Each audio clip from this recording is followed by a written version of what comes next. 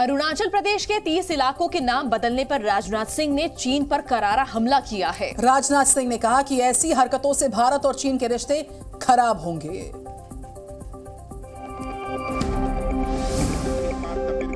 अरुणाचल प्रदेश से रक्षा मंत्री राजनाथ सिंह ने चीन को खरी खरी सुनाई। उन्होंने पूर्वोत्तर राज्य के 30 जगहों के नाम बदलने पर चीन को करारा जवाब दिया। राजनाथ सिंह ने कहा कि ऐसा करने से हकीकत नहीं बन जाएगी। प्रांतों के कुछ स्टेट्स के हम नाम बदल दें तो क्या नाम बदल देने से चाइना के वो स्टेट्स हमारे हो जाएंगे? इस गफलत में चाइना को नहीं रहना चाहिए। मैं मानता हूं ऐसी हरकतों से भारत और चीन के बीच के रिश्ते खराब होंगे। वहीं राजनाथ सिंह ने कहा कि हम पड़ोसियों के साथ अच्छे संबंध बनाए रखना चाहते हैं, लेकिन अगर कोई हमारे आत्मसम्मान को चोट पहुंचाएगा तो उसको करारा जवाब दिया जाएगा। भारत की जो सोच है, हम सारे पड़ोसियों के साथ अपने अच्छे रिश्ते बनाकर रखना चाहते हैं, मधुर रिश्ते बनाकर रखना चाहते हैं, लेकिन भारत के मान सम्मान स्वाभिमान पर यदि कोई चोट पहुंचाने की कोशिश करेगा तो बहनों भाइयों, स्वाभाविक है उसका जवाब देने की भी कुवत आज भारत के अंदर है। मैं आपको बताना चाहता हूं। अरुणाचल प्रदेश पर चीन की हेकड़ी निकालने के साथ ही भारत ने ड्रैगन को एक और झटका दे दिया है। म्यांमार और भारत के बीच एक ऐसा फैसला हुआ है जिससे चीन की चिंता बढ़ना तय है। तो भारत को म्यांमार के सितवे बंदरगाह के संचालन की पूरी जिम्मेदारी मिल गई। म्यांमार के पोर्ट का प्रबंधन भारत देखेगा और आईजीपीएल को सितवे बंदरगाह का जिम्मा सौंपा। विदेश मंत्रालय ने सितवे में कलादान नदी पर मौजूद पूरे बंदरगाह का संचालन संभालने के लिए आईजीपीएल के एक प्रस्ताव को मंजूरी दे दी है। सितवे पोर्ट भारत की मदद से ही 2016 में म्यांमार के राखाइन राज्य की राजधानी सितवे में बनाया गया था। ईरान में चाबहार के बाद म्यांमार का सितवे भारत का दूसरा विदेशी बंदरगाह अधिग्रहण है। और चलिए अब आपको बताते हैं सितवे पोर्ट पर कंट्रोल होने से भारत को क्या फायदा होगा। सितवे पोर्ट का प्रबंधन करने से भारत समुद्र में अपनी उपस्थिति को और ज्यादा मजबूत कर पाएगा। इसके साथ ही क्षेत्रीय कनेक्टिविटी को बढ़ाने की दिशा में रणनीतिक लिहाज से मजबूत होगा। तो आपको बता दें कि Sittwe port Kaladan multi modal transit transport project का एक हिस्सा है और इस प्रोजेक्ट का लक्ष्य कोलकाता के बंदरगाह को समुद्र के रास्ते म्यांमार के सितवे बंदरगाह से जोड़ना है। आपको बता दें ये प्रोजेक्ट सितवे बंदरगाह को कलादान नदी जलमार्ग से म्यांमार के पलेतवा को जोड़ेगा और इसके बाद सड़क मार्ग से मिजोरम के जोरेनपुई से जोड़ेगा। मिजोरम तक जोड़ने वाले इस रूट के तैयार होने के बाद जो भारत है उसके लिए उत्तर पूर्व में मौजूदा राज्यों तक सप्लाई पहुंचाने में बहुत ज्यादा आसानी हो पाएगी, मदद भी मिल पाएगी और इस पूरे लिंक के खुलने से जो पूर्वोत्तर राज्य हैं उसमें माल भेजने के लिए एक वैकल्पिक रास्ता, एक वैकल्पिक रूट बन जाएगा। साथ ही रूट बनने के बाद सिलीगुड़ी कॉरिडोर पर निर्भरता भी कम हो जाएगी, जिसे चिकन नेक के नाम से जाना जाता है। यानी नॉर्थ ईस्ट की कनेक्टिविटी बढ़ाने के लिए भारत जिस तेजी के साथ काम कर रहा है उसे चीन को मिर्ची लगना या फिर उसका चिढ़ना लाजमी है। तो असम में चुनाव प्रचार के दौरान गृह मंत्री अमित शाह ने चीन को लेकर कांग्रेस पर जमकर हमला बोला। उन्होंने दावा किया कि मोदी सरकार में चीन 1 इंच जमीन पर भी कब्जा नहीं कर सकता।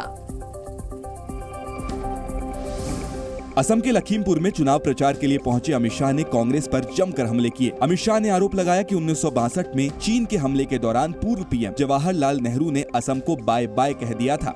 चीन का हमला हुआ, लड़ने की जगह वायु प्रवचन में जवाहरलाल नेहरू ने असम को बाय बाय कह दिया था, असम को छोड़ दिया था। वहीं अमित शाह ने कहा कि मोदी सरकार में चीन 1 इंच जमीन पर भी कब्जा नहीं कर सकता। डोकलाम में चीन को उसकी हिमाकत का करारा जवाब दिया गया। नरेंद्र मोदी की सरकार है, चीन अपनी 1 इंच भूमि पर भी कब्जा नहीं कर सकता। इस प्रकार का शासन नरेंद्र मोदी जी ने दिया है। पूरा अरुणाचल, पूरा असम 1962 को कभी भूल नहीं सकता और नरेंद्र मोदी जी के समय में थोड़ी हिम्मत करी, डोकलाम में 45 दिन तक रोक कर रखा और वापिस जाने के लिए मजबूर नरेंद्र मोदी जी ने कर दिया। हाईकोर्ट से याचिका खारिज होने के बाद अब केजरीवाल अपनी गिरफ्तारी के खिलाफ सुप्रीम कोर्ट जाएंगे। सूत्रों के मुताबिक आज भगवंत मान और संजय सिंह भी केजरीवाल से मिलने के लिए तिहाड़ जेल जा सकते हैं। तिहाड़ जेल में बंद अरविंद केजरीवाल अपनी रिहाई की हर संभव कोशिश कर रहे हैं। उनकी गिरफ्तारी के खिलाफ लगाई गई याचिका को हाईकोर्ट ने खारिज कर दिया, जिसके बाद सुप्रीम कोर्ट में फैसले को चुनौती दी जाएगी। आम आदमी पार्टी को उम्मीद है कि संजय सिंह की तरह केजरीवाल को भी सुप्रीम कोर्ट से राहत मिलेगी। हाईकोर्ट के फैसले को उन्होंने संजय सिंह जी के मामले में पलटा था और हमारी ये उम्मीद है कि इस मामले में भी सुप्रीम कोर्ट से हमें न्याय मिलेगा। इसके साथ एक याचिका राउज एवेन्यू कोर्ट में भी लगी है, जिसमें केजरीवाल मांग कर रहे हैं कि उन्हें हफ्ते में 2 दिन की जगह 5 दिन अपने वकीलों से मिलने की इजाजत मिले। उनकी दलील है कि 30 से ज्यादा केस पर बात करने के लिए 2 मुलाकात कम है। हालांकि ईडी के मुताबिक केजरीवाल की मांग जेल के नियमों के विरुद्ध है। दोनों पक्षों की दलील सुनने के बाद आज कोर्ट अपना फैसला सुनाने वाला है। वहीं सूत्रों के मुताबिक पंजाब के सीएम भगवंत मान और सांसद संजय सिंह ने जेल में केजरीवाल से मिलने की इजाजत मांगी है। अगर जेल प्रशासन अनुमति दे देता है तो आज ही तीनों की मुलाकात हो सकती है। हाईकोर्ट के फैसले के बाद बीजेपी ने केजरीवाल को शराब घोटाले का मुख्य सूत्रधार बताया। तो आम आदमी पार्टी का आरोप है कि बीजेपी उन्हें खत्म करने के लिए राजनीतिक साजिश रच रही है। कथित शराब घोटाले को लेकर बीजेपी और आम आदमी पार्टी ने एक बार फिर एक दूसरे पर आरोपों की झड़ी लगाई। हाईकोर्ट की तरफ से केजरीवाल की याचिका खारिज होने के बाद बीजेपी ने केजरीवाल को घेरा और अन्ना आंदोलन याद दिलाते हुए केजरीवाल की राजनीति को एक नया नाम दे दिया कि इंडिया अगेंस्ट करप्शन की अन्ना क्रांति से शुरू हुआ आंदोलन आज के में तब्दील हो गया है, यानी केजरी करप्शन क्रांति में तब्दील हो गया है।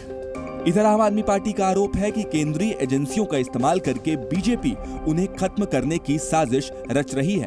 अरविंद केजरीवाल उनको और उनकी पॉलिटिकल पार्टी को और उनकी दिल्ली और पंजाब की 2 सरकारों को नष्ट करने का, कुचलने का, खत्म करने का एक बड़ा षड्यंत्र है। केजरीवाल की गिरफ्तारी के बाद आम आदमी पार्टी बीजेपी पर पहले के मुकाबले ज्यादा हमलावर है।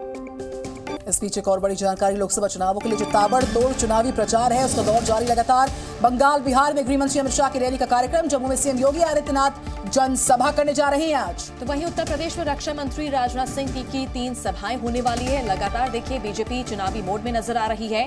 अमित शाह 12 बजे बंगाल के दौलतपुर में रैली करते हुए आज नजर आएंगे। बीजेपी के दिग्गजों का प्रचार युद्ध। अमित शाह दोपहर 3 बजे बिहार के गुरारू में भी रैली आज करेंगे। ये अमित शाह का पूरा प्रोग्राम हम आपको बता रहे हैं। सुबह 11:40 पर जम्मू के कठुआ में होगी रैली सीएम योगी आदित्यनाथ की। जो बीजेपी के दिग्गज का प्रचार युद्ध और उसकी सारी डिटेल्स आपके सामने। इस वक्त 3 बजे यूपी के मुजफ्फरनगर में रैली योगी आदित्यनाथ की रहने वाली है। तो अमित शाह के बाद योगी आदित्यनाथ का इस तरह का प्लान रहने वाला है। वहीं रक्षा मंत्री राजनाथ सिंह की बात करें, 11:45 पर उत्तर प्रदेश के सहारनपुर में रैली करेंगे राजनाथ सिंह और उसके बाद 1:45 पर यूपी के बुलंदशहर में रैली करेंगे राजनाथ सिंह। 3:20 पर यूपी के संभल में भी वो जाने वाले हैं, रैली करने वाले हैं। और महाराष्ट्र में एनडीए को राज ठाकरे का साथ मिल गया है। राज ठाकरे ने बिना शर्त पीएम मोदी के लिए एनडीए को समर्थन देने का ऐलान किया। एक रिपोर्ट।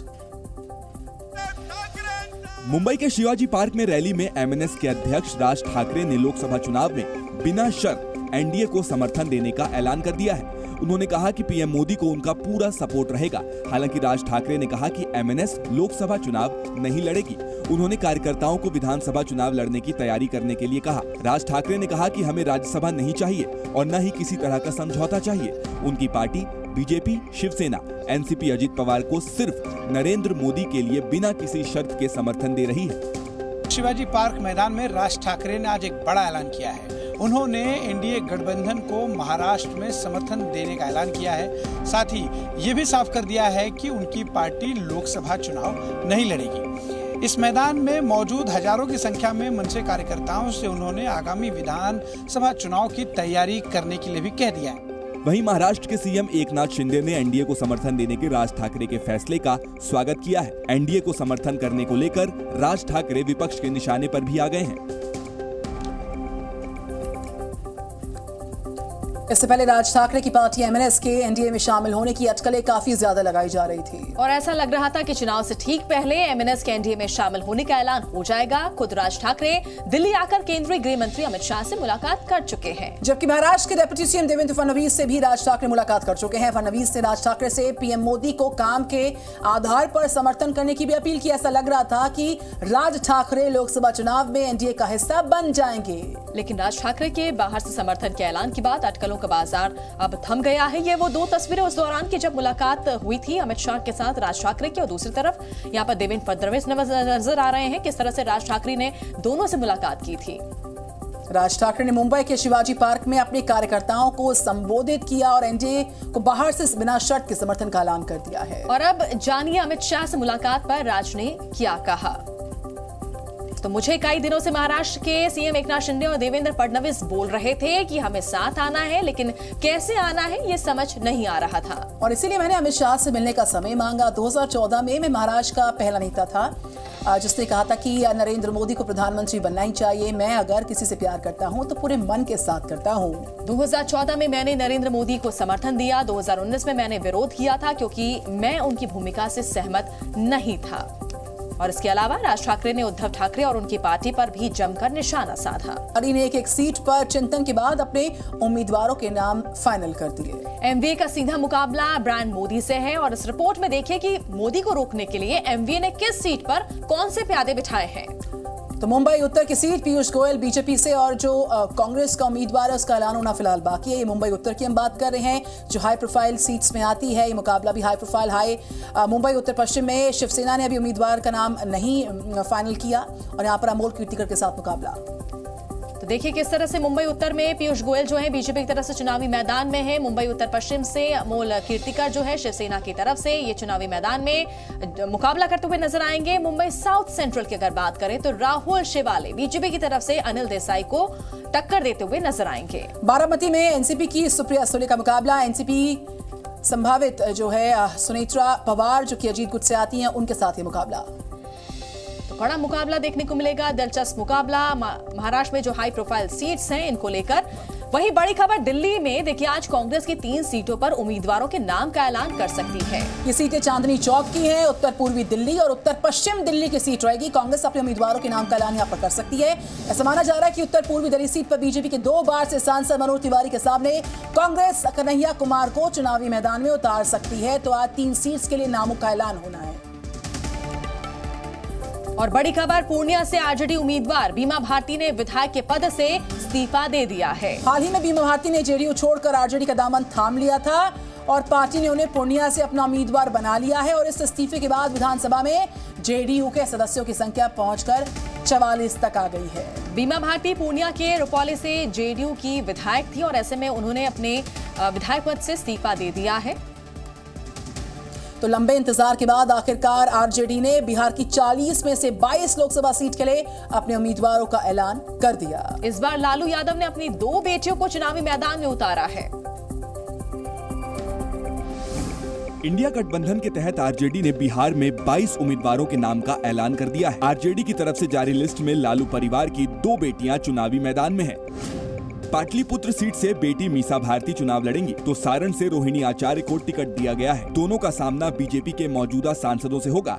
मीसा भारती के सामने सांसद रामकृपाल यादव चुनावी मैदान में हैं। इन्होंने ही पिछली बार मीसा भारती को हराया था। तो दूसरी तरफ रोहिणी को भी जीत के लिए बीजेपी के सिटिंग सांसद राजीव प्रताप रूडी से सामना करना होगा। करीब 1.5 साल पहले अपने पिता लालू यादव को किडनी देकर सुर्खियों में आई रोहिणी आचार्य पहली बार चुनाव लड़ने जा रही हैं। रोहिणी के सामने लालू परिवार की राजनीतिक विरासत को आगे बढ़ाने की चुनौती है। वहीं इंडिया गठबंधन में पूर्णिया सीट आरजेडी के खाते में आई और यहां से उन्होंने बीमा भारती को टिकट दिया। वहीं टिकट की आस में कुछ दिनों पहले ही कांग्रेस में आए पप्पू यादव अब कैंची के सिंबल के साथ निर्दलीय चुनाव लड़ रहे हैं। देखना होगा कि वो किसका और कितना वोट काट पाते हैं। ओम प्रकाश राजभर ने इंडिया गठबंधन को निशाने पर लिया है। उन्होंने तंज कसते हुए कहा कि गठबंधन की नींव रखने वाले ने ही सबसे पहले इस साथ छोड़ दिया। सुहेलदेव भारतीय समाज पार्टी के अध्यक्ष और उत्तर प्रदेश सरकार में मंत्री ओम प्रकाश राजभर ने विपक्षी गठबंधन पर हमला बोला है। राजभर ने कहा कि इंडिया गठबंधन की नींव रखने वाला ही इस गठबंधन को छोड़कर चला गया। एक एक करके सभी लोग इंडिया गठबंधन से किनारा कर रहे हैं। गठबंधन बनाने वाला साथी ही साथ छोड़ के चला गया। माननीय नीतीश जी वही अगुआ थे, तो वो इनके गठबंधन को छोड़ के वो चले गए। जयंत चौधरी जी छोड़ के चले गए, ममता जी छोड़ के चली गई। उधर पंजाब वाले मुख्यमंत्री जी ने कह दिया कि हम सब गठबंधन नहीं करेंगे। बचा क्या है? कांग्रेस के पास यहाँ है क्या? उधर यूपी कांग्रेस के अध्यक्ष अजय राय का दावा है कि विपक्षी गठबंधन मजबूती से चुनाव लड़ रहा है और इस बार अप्रत्याशित परिणाम आएगा। निश्चित तौर से हमारी लड़ाई मजबूत है और इस बार मैं समझता हूं कि अप्रत्याशित परिणाम आएगा। जो 2004 का परिणाम था उससे भी जबरदस्त 2004 से ज्यादा परिणाम लेकर आएगा।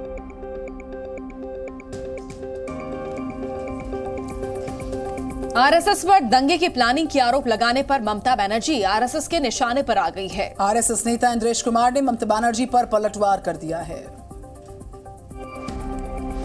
आरएसएस नेता इंद्रेश कुमार ने ममता बनर्जी के दंगे की प्लानिंग के आरोपों पर पलटवार किया है। इंद्रेश कुमार ने कहा कि ये उनके हिंसक और दुर्भावना वाली सोच का असर है। ऐसी बातें कर वो देश में भय का माहौल पैदा करना चाहते हैं। चुनाव के लिए बीजेपी आरएसएस दंगे करवा सकता है। यह उनकी एक हिंसक सोच का परिणाम है, दुर्भावनापूर्ण सोच का और असर दिखाई देता है। वहीं इंद्रेश कुमार ने कहा कि जो दागदार लोग होते हैं वो दूसरों पर दाग लगाते हैं। ऐसे लोग अपने मंसूबों में कभी कामयाब नहीं होंगे।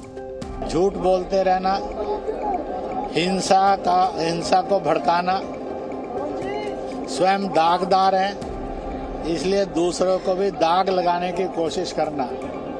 ना अपने मंसूबों में वो कभी सफल हुए हैं, ना हो रहे हैं, ना होंगे। खबर छत्तीसगढ़ से, जहां के दुर्ग जिले में एक निजी कंपनी के कर्मचारियों से भरी बस खाई में गिर गई। इसके बाद उसमें सवार 12 लोगों की मौत हो गई। अंधेरे के बीच जिस बस के परखच्चे उड़े हैं वो दुर्ग जिले के कुम्हारी में एक खाई में गिर गई है। ये बस एक डिस्टिलरी प्लांट के कर्मचारियों को लेकर कुम्हारी से भिलाई की ओर जा रही थी। तभी रास्ते में एक मुरुम खदान के 20 फीट गहरी खाई में बस गिर गई। ये जो है ये पूरी मुरुम की खदान है। इसी खदान में जो सड़क आप देख रहे हैं, इसी रोड से ये बस जा रही थी और अनियंत्रित होकर नीचे गिर गई। इस बस के अंदर 40 से ज्यादा लोग सवार थे, ड्राइवर और हेल्पर भी मौजूद थे। 40 से ज्यादा लोगों से भरी इस बस के पलटने के बाद कई लोगों ने तो मौके पर ही दम तोड़ दिया था। हादसे के बाद किसी का टिफिन तो किसी का जूता जस का तस वहीं पड़ा था। घायलों को बचाने के लिए बचाव दल के 50 से ज्यादा कर्मी मौके पर पहुंचे। हालांकि पुलिस और प्रशासन के पहुंचने से पहले ही स्थानीय लोगों ने मिलकर लोगों की मदद करनी शुरू कर दी थी। घटना के बाद जब बचाव दल आया उसके बाद एक एक कर सभी घायलों को अस्पताल में भर्ती कराया गया है। कुम्हारी का ये इलाका रायपुर शहर से महज आधे घंटे की दूरी पर है। फिर भी यहाँ सड़कों पर लाइट्स की कोई खास व्यवस्था नहीं थी। बताया गया कि बचाव दल के सदस्य भी सुविधाओं के अभाव में लोगों का रेस्क्यू कर रहे थे। और हादसे के बाद गंभीर रूप से घायल लोगों को रायपुर एम्स रेफर किया गया है। घटना की सूचना मिलते हुए सरकार के मंत्री भी अस्पताल पहुंचे। दुर्ग बस हादसे के घायलों की सुध लेने के लिए डिप्टी सीएम विजय शर्मा रात में ही अस्पताल पहुंच गए। अस्पताल के बाहर आने के बाद उन्होंने एक मरीज के हवाले से हादसे की वजह बताई। बस स्लिप हो गया और नीचे गिर गई बस। कारण में एक मरीज ने यह भी बताया कि बस की लाइट नहीं जली, इसलिए ऐसा हो गया। यानी 40 कर्मचारियों से भरी बस खाई के बीच बिना लाइट के चल रही थी। इसके अलावा आरोप ये भी है कि नियमों को ताक पर रखकर बस का संचालन किया जा रहा था। हादसे की असली वजह जानने के लिए मजिस्ट्रेट जांच कराई जाएगी। एक्सीडेंट के कारण है क्या रहा है उसके लिए मजिस्ट्रियल इंक्वायरी का गठन हम कर दे रहे हैं। जो भी इसके लिए जिम्मेदार होंगी, जो भी परिस्थितियां होंगी, उसके आधार पर हम इसमें कार्रवाई करेंगे। पीएम मोदी ने भी हादसे को लेकर दुख जताया और सोशल मीडिया पर लिखा, हादसे में जिन्होंने अपने प्रियजनों को खोया है उनके प्रति मेरी संवेदनाएं। मैं घायलों के शीघ्र स्वस्थ होने की कामना करता हूं। राज्य सरकार की निगरानी में स्थानीय प्रशासन पीड़ितों की हर संभव मदद में जुटा है। हादसे के बाद से ही सरकार और प्रशासन रायपुर एम्स में जुटा है। मौत का आंकड़ा बढ़ने की भी पूरी आशंका है। उत्तर प्रदेश के मुरादाबाद से खबर, जहां चलती कार में एक नाबालिग के साथ गैंगरेप की घटना हुई है। नाबालिग का आरोप है कि 3 लड़कों ने मिलकर उसके साथ दुष्कर्म किया। यूपी के संभल की रहने वाली एक नाबालिग से चलती कार में गाजियाबाद के रहने वाले 3 लड़कों ने दुष्कर्म किया। नाबालिग के मुताबिक दिल्ली के धौला कुआं मेट्रो स्टेशन से लिफ्ट देने के बहाने उसे कार में बैठाया गया था। चूंकि वो लड़की उनमें से एक लड़के को पहले से जानती थी, इसलिए वो उनके साथ बैठ गई। लड़कों ने उसे मुरादाबाद तक छोड़ने की बात कही थी, मगर रास्ते में उन्होंने कोल्ड ड्रिंक में नशीला पदार्थ मिलाकर उसे पिला दिया। इसके बाद तीनों ने मिलकर लड़की का गैंग रेप किया। कुछ देर बाद जब पीड़िता को होश आया, तब उसने चुपके से पुलिस को फोन कर अपनी आपबीती सुनाई। पीड़िता के द्वारा ये आरोप लगाया गया है कि वो किसी काम से गाजियाबाद में गई हुई थी किसी कार्यक्रम में, और जब वो वापस लौट रही थी तो इन लोगों के से उन्होंने लिफ्ट लिया और इन लोगों ने उनको रास्ते में कुछ नशीला जो पेय पदार्थ है वो पिला दिया। रेप के बाद नाबालिग को मुरादाबाद के एक होटल में छोड़कर आरोपी फरार हो गए, जिसके बाद हरकत में आई पुलिस ने तीनों युवकों को गिरफ्तार कर लिया है। तीनों पर धारा 376 के साथ पॉक्सो एक्ट और SC/ST एक्ट भी लगाया गया है। उत्तर प्रदेश में कई जगहों पर खेतों में आग लगने से किसानों को बड़ा नुकसान हुआ है। आग से कई एकड़ जो गेहूं की फसल है वो तबाह हो चुकी है। खेत में लगी ये आग किसी के लिए कैमरे में रिकॉर्ड करने का नजारा बना तो किसी की बर्बादी का सबूत। उत्तर प्रदेश के कई जिलों में खेतों में आग लग गई है। अयोध्या के पास अंबेडकर नगर में मौजूद इस खेत में आग के बाद धुएं का गुबार उठा। आग से 100 बीघा से ज्यादा की फसल बर्बाद हो गई। आरोप है कि यहां समय पर फायर ब्रिगेड नहीं पहुंची, जिसके बाद गांव के लोगों ने मिलकर आग बुझाने की कोशिश की। कुछ यही हाल यूपी के चंदौली में भी था, जहां दर्जनों बीघा खड़ी गेहूं की फसल जलकर राख हो गई। ये फसल कटने को तैयार थी, मगर आग ने इसे राख कर दिया। यहाँ भी किसानों ने ही मिलकर आग बुझाई और यहाँ भी दमकल विभाग की टीम पर सही से काम न करने के आरोप लगे। लखनऊ से सटे घोलसियाना गांव में भी अज्ञात कारणों से गेहूं की फसल राख हो गई। चंद मिनटों के अंदर किसी किसान की मेहनत पर पानी फिर गया। दरअसल यूपी के कई इलाकों में तापमान 40 डिग्री के करीब पहुंच गया है। अधिक गर्मी के कारण खेतों में फसल सूख जाती है, जिसकी वजह से हल्की सी भी चिंगारी आग का विकराल रूप ले सकती है। और यही वजह है कि अप्रैल में जब गर्मी बढ़ रही है, तब आग की घटनाओं में भी इजाफा देखने को मिल रहा है। जी न्यूज़।